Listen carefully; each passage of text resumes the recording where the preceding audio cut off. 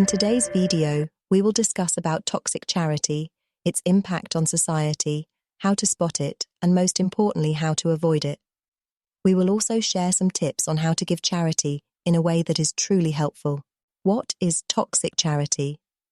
It is when charity do more harm than help. For example, it can create dependency, disempowerment, and even exploitation. The impact of toxic charity. Toxic charity can have a number of negative impacts, including creating dependency. When people are given charity without any expectation of reciprocity, they can become dependent on it and lose their sense of self-worth. Example: imagine a struggling single parent who receives consistent financial assistance from a charitable foundation. Initially, this support is a lifeline, helping them provide for their family during challenging times. However, over time, this dependence on charity might erode their self-esteem and sense of self-worth. They may feel trapped in a cycle of dependency, unable to regain their financial independence, or develop the skills needed for long-term stability. This example illustrates how when people are given charity without any expectation of reciprocity or personal growth, it can unintentionally lead to a loss of self-worth and self-sufficiency. Disempowerment. When people are treated as passive recipients of charity, they can feel disempowered. Example: relief organizations arrive with food and water in a community affected by a natural disaster. However, instead of involving the community members in the planning and decision-making processes, the organizations started distributing the aid. As a result, the community members feel disempowered. They might have valuable insights about their immediate needs, local resources, or cultural preferences that could improve the relief efforts. But because they're treated as passive recipients of charity, they're unable to voice their opinions or actively contribute to their own recovery. In this scenario, the disempowerment stems from a lack of involvement and engagement, highlighting the importance of empowering individuals and communities to actively participate in their own recovery and development. So it is important to involve the recipients of charity in the decision-making process. Ask them what they need and how you can be helped. Exploitation. Sometimes charity is used to exploit people or to further the interests of the charity itself.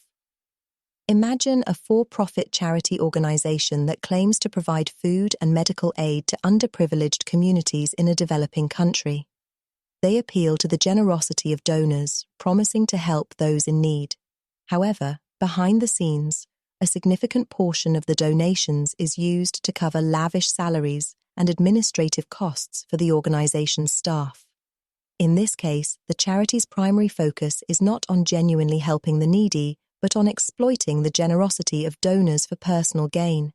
The funds meant to benefit the impoverished are diverted for the interests of the charity itself, leading to exploitation of both the donors' goodwill and the vulnerable communities they claim to support. This example underscores the importance of transparency and accountability in charitable organizations to prevent exploitation. How to spot toxic charity. There are a few things you can look out for to spot toxic charity. The charity makes unattainable promises. For example, a charity may promise to end poverty, but there is no way to actually do that. The charity uses guilt or shame to pressure people into donating. A good charity will never make you feel bad about not donating. The charity is more interested in raising money than in helping people. A good charity will be transparent about how it uses its funds. How to avoid toxic charity. There are a few things you can do to avoid toxic charity. Do your research. Before you donate to a charity, take some time to research it, look at its website, read reviews, and talk to people who have donated to it. If possible, try to contribute in action than money. Give directly to people in need rather than to a funding agency. Support charities that are transparent about their finances. A good charity will be happy to tell you how it uses its funds. Here are some tips for giving charity in a way that is truly helpful. Give with the expectation of nothing in return. When you give charity, Do it because you want to help someone, not because you expect something in return. Give in a way that empowers the recipient. Don't just give money or food, give people the tools they need to help themselves, such as job training or educational opportunities. Give with respect. Treat the recipient of your charity with respect. Remember that even though they are in need, but they have dignity and worth. The video is an inspiration from the book Toxic Charity by Robert D. Lupton.